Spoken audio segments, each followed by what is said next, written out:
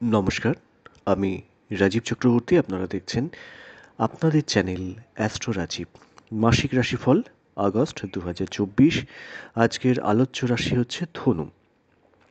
যাদের ধনু রাশি তাদের জন্য এই রাশিফল। যাদের লগ্নটি ধনু, অন্য যে কোনো রাশি, তাদের জন্যেও কিন্তু এই ফল আপনারা শুনতেই পারেন। ধনুর অধিপতি দেবগুরু বৃহস্পতি এই মুহূর্তে বৃষে অবস্থান করছেন, সঙ্গে রয়েছেন মঙ্গল। এই যা প্ল্যানেট পজিশন, ওভারঅল যে সমস্ত প্ল্যানেট পজিশন দেখা যাচ্ছে, সেই সমস্ত দিকে বিচার করলে দেখা যায়, প্রথমত ধনুর খুচরো খাচরা কিছু স্বাস্থ্য সমস্যা আসতে পারে। খুব বড় কিছু, খুব তার জন্য হসপিটালে যেতে হচ্ছে বা খুব কস্টলি কিছু ট্রিটমেন্ট করতে হচ্ছে, এই রকম সম্ভাবনা কিন্তু কার্যত নেই। আর একটা কথা বলে দিই, যারা নতুন দেখছেন তাদের বলবো চ্যানেলটি সাবস্ক্রাইব করে নিতে, কারণ প্রত্যেক মুহূর্তের আপডেট পেতে চ্যানেলটি কিন্তু সাবস্ক্রাইব করে নেওয়া প্রয়োজন। চলে আসি বাবা মায়ের ক্ষেত্র। চতুর্থে রাহু অবস্থান করছে। চতুর্থ পতি আপনাদের, তিনি আপনাদের রাশি তথা লগ্নাধিপতি। তিনি ষষ্ঠে অবস্থান করছেন মঙ্গলের সঙ্গে। ওভারঅল একটা কথা বলাই যায়, মায়ের শরীর স্বাস্থ্য কিন্তু একটু ভোগাতে পারে, তবে খুব বেশি কিন্তু কিছু নয়। যাদের ধনু রাশি বা ধনু লগ্ন, যাদের বাবা ভুগছেন কোনোভাবে, তাদের বলবো 16 তারিখের পর থেকে, আগস্টের 16 তারিখের পর থেকে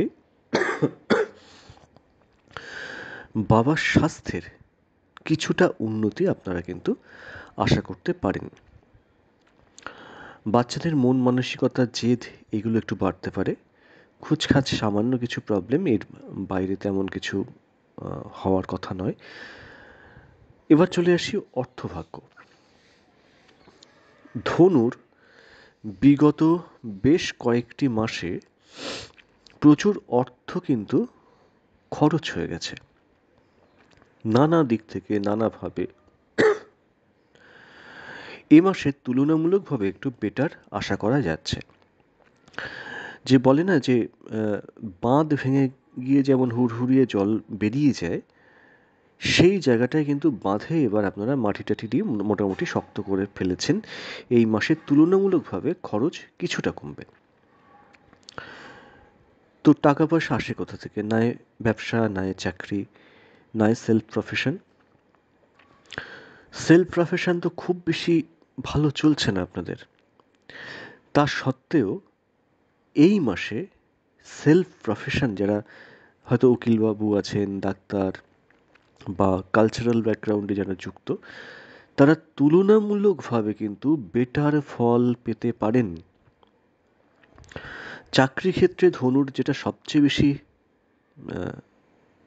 ব্যাপারটা চলছে, সেটা হচ্ছে কলিগ বা সহকর্মীদের থেকে শত্রুতা বা কর্মক্ষেত্রের পরিবেশ ঠিকঠাক না থাকা।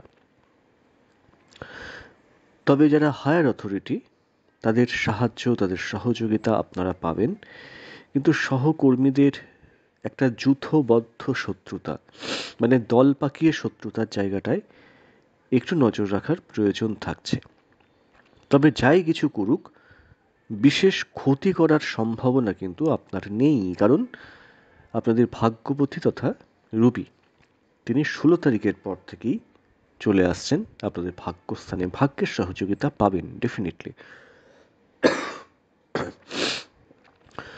যারা কোনো কন্ট্রাক্ট নিয়ে কাজ করেন, বা আমি বলতে পারি সেতু বাঁধার কাজ করেন, সেতু বাঁধা মানে হচ্ছে উড়াল পুল তৈরি করা, বা সমুদ্রের উপরে পোলের কথা বলছি না।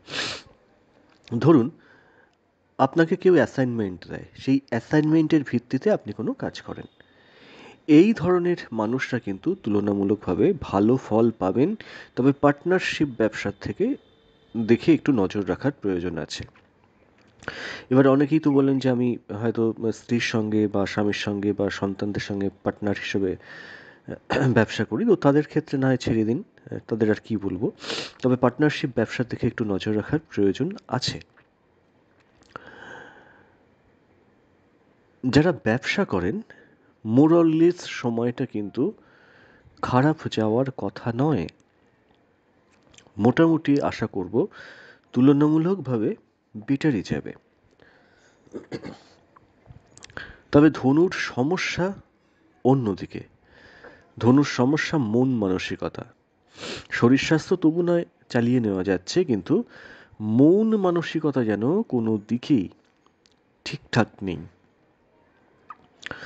বিশেষত আত্মীয় স্বজন, ধরুন যারা ভাই বোন,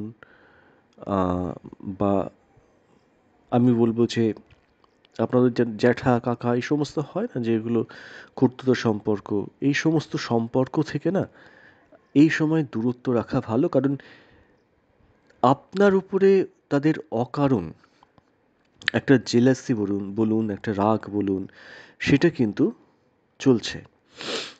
এই সময়টা কিন্তু মোরললেস জায়গাটা ঠিক নেই। মন মানসিকতা ঠিক রাখার জন্য ঈশ্বরের প্রতি ভজন পূজন করুন। কারণ চতুর্থে রাহু, পঞ্চমে বক্রী শনি এবং রাহুর দৃষ্টি, ফলতই মন মানসিকতা একেবারেই ঠিক নেই। আপনাকে যদি বলি যে কেমন আছেন, আপনারা বলবেন হয়তো ওই আছি, মন প্রাণ ভালো নেই। এই রকম একটা ব্যাপার কিন্তু ধনুর ক্ষেত্রে চলছে। দাম্পত্য ক্ষেত্রে টুকটাক অশান্তি, খুব মারাত্মক কিছু হওয়ার সম্ভাবনা তুলনামূলকভাবে কম। যারা বিয়ের যোগাযোগ করতে চাইছেন সময়টা সেইভাবে কিন্তু অনুকূলে নেই, এদিকে একটু নজর দেওয়ার প্রয়োজন থাকছে। যারা প্রেম করেন বা প্রেমের সম্পর্ক দেখুন ভাঙবে না, ডেফিনেটলি হয়তো প্রেমের সম্পর্ক ভাঙবে না, কিন্তু প্রেমের সম্পর্কে খুব শান্তিতেও কিন্তু আপনারা নেই। কারণ পঞ্চম স্থান, সেটা তো কার্যতই বিষিয়ে রয়েছে, একে রাহু দৃষ্টি, তাদের বক্রী শনির দৃষ্টি। তো এই সমস্ত কারণে চতুর্থে রাহুর অবস্থান, সমস্ত কিছু মিলিয়ে মিশিয়ে প্রেমটা কিন্তু ওই গতানুগতিক চলছে। নতুন প্রেম আসতে পারে, কিন্তু সেখানেও কিন্তু খুব একটা শান্তি পাবেন না। এবং একেবারেই যে প্রেম হুড়হুড়িয়ে আসবে এমন জায়গাটাও কিন্তু নেই। তো প্রেমের দিকটাতে বন্ধুরা একটু বলবো যে দেখে শুনে এগোন। প্রয়োজনে একটু বেশি কথা না বলুন, একটু কম কথা বলুন, তবু প্রেমটাকে যদি টিকিয়ে রাখা যায় সেটা দেখুন। আমি তো বললাম প্রেম কেটে যাওয়ার মতো অবকাশ নেই, তবু যত বেশি কথা মানুষ বলে তত বেশি তো কথার পৃষ্ঠে কথা আসে। তো সেই ব্যাপারটা একটু দেখে নেওয়া প্রয়োজন আছে। এবার যেটা বলার, ধনুর ক্ষেত্রে একটা কথা বলার আছে, সেটা হচ্ছে যে যারা ধনুর জাতক, যাদের প্রেশার রিলেটেড কোনো সমস্যা আছে, তারা একটু শরীরের দিকে নজর রাখবেন, বিশেষত প্রেশার। আর ষষ্ঠে কিন্তু মঙ্গল অবস্থান করছেন দেবগুরু, অর্থাৎ আপনাদের রাশি অধিপতির সঙ্গে। এই মঙ্গল আপনাদের দ্বাদশ অধিপতিও বটে। দ্বাদশ অধিপতি ষষ্ঠে অবস্থান, এটি একটি বিপরীত রাজযোগেরও সূচনা করে। যারা ধরুন কোনো লোন নিয়ে ব্যবসা শুরু করতে চাইছেন বা এরকম কিছু করতে চাইছেন, তো এই সমস্ত ক্ষেত্রে কিন্তু লোন স্যাংশন এগুলো হয়ে যাওয়ার সম্ভাবনা থাকবে। তবে সতর্ক থাকবেন, চোট আঘাত দুর্ঘটনা, আগুন থেকে বা বিদ্যুৎ থেকে বা প্রদাহী তরল থেকে একটু সাবধান থাকার প্রয়োজন আছে। ধারালো অস্ত্র থেকেও সাবধান থাকার প্রয়োজন ডেফিনেটলি থাকছে। ষষ্ঠে মঙ্গল তো, যদিও সেখানে দেবগুরু বৃহস্পতি আছেন, তবু এই ব্যাপারগুলো একটু নজর রাখার প্রয়োজন আছে। চলে আসি বিদ্যাক্ষেত্র। আগেও বলেছি চতুর্থ, মানে আমরা যেখান থেকে নিম্নবিদ্যা দেখি, পঞ্চম যেখান থেকে আমরা বুদ্ধির উৎকর্ষতা দেখি, তো সেই সমস্ত জায়গায় কিন্তু একটা রাহুর অবস্থান এবং দৃষ্টি সমস্ত মিলিয়ে মিশিয়ে কিন্তু জায়গাটা ভালো না। যারা 12 অবধি পড়াশুনো করছেন, মনোযোগ দিন, মনোযোগ দিলে তবে কিন্তু লেখাপড়া ভালো হবে। এবং আরেকটা জিনিস হচ্ছে তো আপনাদের, সেটা হচ্ছে যে পড়তে বসছেন কিন্তু পড়তে ইচ্ছা করছে না, বা পড়তে বসতেই ইচ্ছা করছে না, মনটা সবসময় একটা উড়ু উড়ু ভাব হয়ে থাকছে। কিন্তু 16 তারিখের পর থেকে যারা উচ্চ শিক্ষার সঙ্গে জড়িত, তারা এক্সেলেন্ট রেজাল্ট পাবেন। গুরুর সহযোগিতা বা মেন্টরদের সহযোগিতা পাবেন। সেখান থেকে একটা নাম, যশ, প্রতিপত্তি এটা কিন্তু আসবে। অনেকেই হয়তো গবেষণার দিকে আছেন। এই সময় কিন্তু গবেষণার ক্ষেত্রটা এগোতে পারে। এই সময়টাকে কাজে লাগান। আইন, আদালত, কোর্ট কাছারি খুব বেশি নেগেটিভ ফল দিচ্ছে না।